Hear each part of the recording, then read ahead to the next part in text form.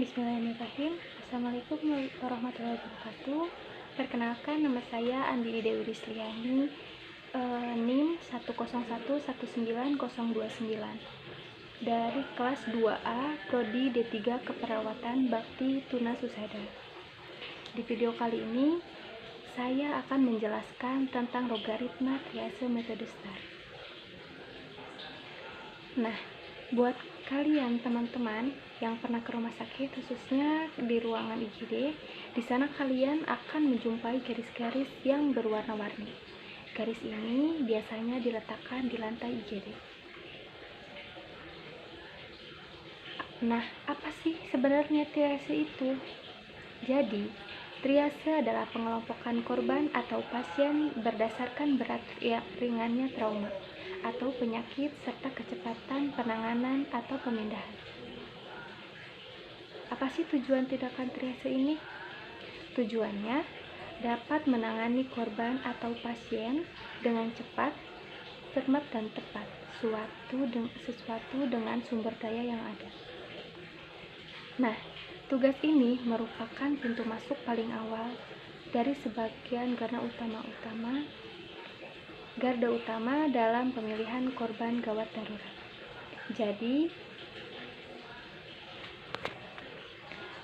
pemilihannya juga harus berdasarkan skala prioritas sehingga pasien atau korban tersebut mendapatkan penanganan yang tepat.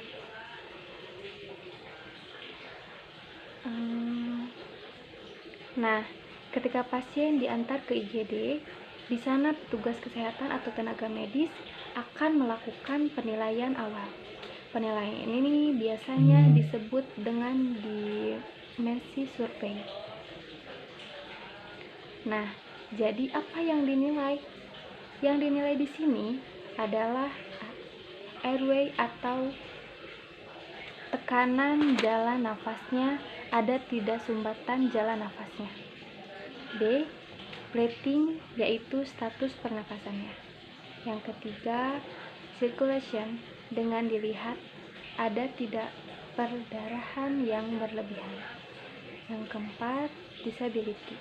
Nah, dinilai adalah respon atau kesadaran pasien. Saat ini tidak ada standar nasional baku untuk triase. Nah, metode triase yang banyak dipakai itu baik di lapangan atau di rumah sakit. Di lapangan ini biasanya penanganan untuk korban massal seperti bencana alam.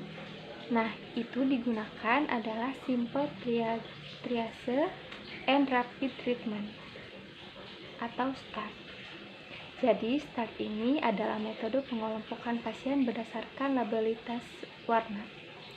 Jadi, warna di sini dibagi 4. 1 merah, 2 kuning, 3 hijau, 4 hitam.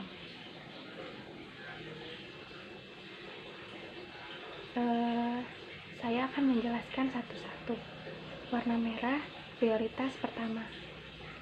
Kenapa dikatakan demikian?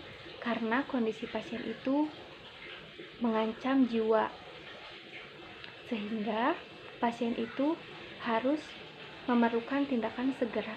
Misalnya, pasien dengan penurunan kesadaran di mana pasien tersebut memerlukan penanganan yang cepat. 2.